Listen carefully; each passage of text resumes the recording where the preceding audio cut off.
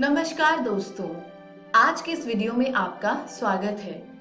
आज हम पढ़ेंगे पहले पाठ पूर्णांक का भाग 2। इसी पाठ की पिछली वीडियो में हमने जाना कि पूर्णांक होता क्या है, पूर्णांक कितने प्रकार के होते हैं और इन पूर्णांकों का योग किस प्रकार किया जाता है। तो चलिए इसी पाठ में आगे बढ़ते हैं और देखते हैं कि आज के इस वीडियो में हम क्या पढ़ेंगे। आज हम पढ़ेंगे पूर्णांकों का व्यवकलन और पूर्णांकों के योग के गुण।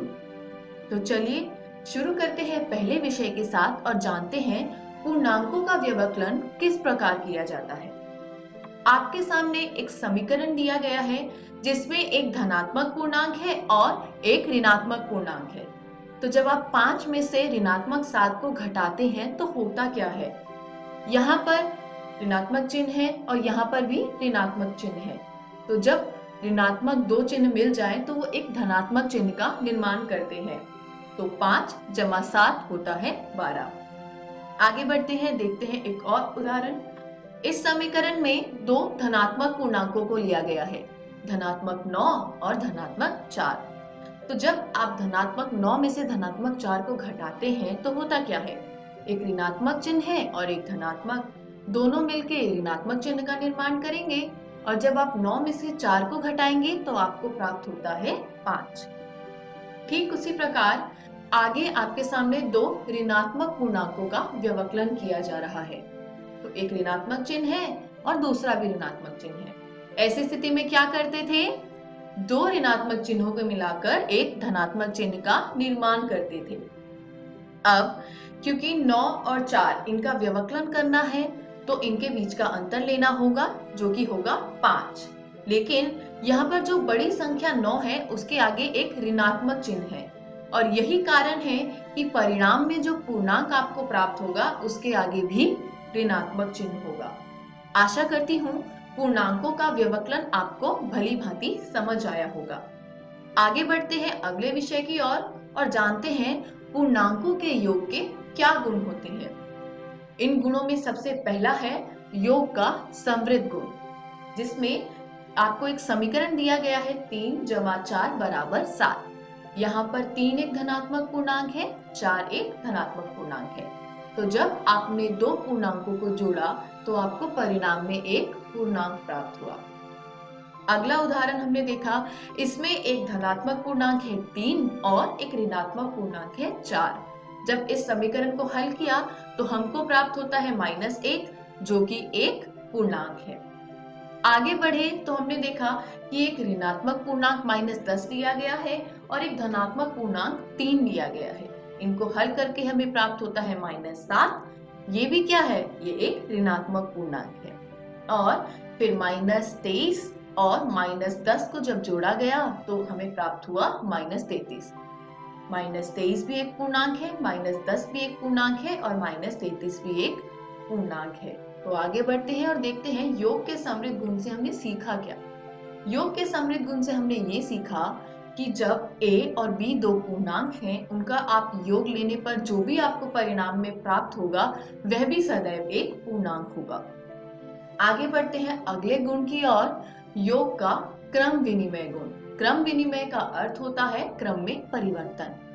तो 3 + 4 बराबर है 4 + 3 जो कि बराबर है 7 के। इसमें मैं आपको समझाना ये चाह रही हूँ कि आप 3 में 4 को जोड़ेंगे तो आपको क्या प्राप्त होगा, 7। और यदि आप 4 में 3 को जोड़ेंगे तो भी आपको 7 ही प्राप्त होगा। ठीक उसी प्रकार अगले उदाहरण में देखिए, 5 में -6 को जोड़ेंगे तो भी -1 प्राप्त होगा और -6 में 5 को जोड़ेंगे तो भी -1 प्राप्त होगा। इसी प्रकार आगे के उदाहरण में भी आप देख सकते हैं कि -3 और -8 मिलके बने -11 और यदि -8 में -3 को जोड़ा जाता तब भी हमें प्राप्त होता -11। यानी यदि आप क्रम में परिवर्तन कर रहे हैं, पहली संख्या को पहले लिखिए और दूसरी को बाद में लिखिए या फिर दूसरी को पहले लिखकर पहली को बाद में लिखिए, दोनों ही स्थितियों में परिणाम में प्राप्त होने वाला पूर्णांक एक जैसा होगा। यानी a + b बराबर होता है b + a के। तो दो पूर्णांकों के क्रम में परिवर्तन करने से योग पर किसी प्रकार का कोई प्रभाव नहीं पड़ता। आगे बढ़ते हैं और देखते हैं अगला गुण, योग का साहचर्य गुण। तो यहाँ पर आपको ये बताया गया है समीकरण में कि 3 संख्याओं का योग हो रहा है। मैंने पहली स्थिति में ये किया कि पहली जो 2 संख्याएं थी 5 और 7 उनको जोड़ लिया और फिर उनका जो योग प्राप्त हुआ 12, उसमें मैंने जोड़ा तीसरी संख्या को, तो मुझे प्राप्त हुआ 15। ठीक उसी प्रकार अब हमने फिर से वही समीकरण लिया है, किंतु स्थिति में जरा सा परिवर्तन है।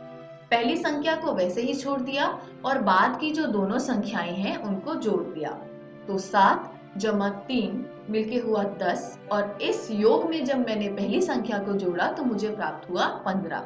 यानी यदि आपको 3 संख्याओं का योग करना है तो चाहे आप पहली 2 का योग लेके तीसरे को जोड़िए या फिर बाद की 2 का योग लेके पहले को जोड़िए, आपको परिणाम एक जैसा प्राप्त होगा। यानी पूर्णांकों के लिए योग जो होता है वह सहचारी होता है। आगे बढ़ते हैं और देखते हैं अगला और अंतिम गुण, योज्य तत्सम। इसमें ये कहा गया है कि आप मान लीजिए कोई भी पूर्णांक आपके पास a है, उसमें यदि आप शून्य को जोड़ें तो आपको क्या प्राप्त होगा? आपको परिणाम में फिर से वही पूर्णांक प्राप्त होगा। यानी सभी पूर्णांकों के लिए योज्य तत्समक जो होता है वो शून्य होता है, क्योंकि शून्य को जोड़ने पर परिणाम में हमें फिर से वही पूर्णांक प्राप्त होता है। तो इसी के साथ आज का ये हमारा अध्याय समाप्त होता है।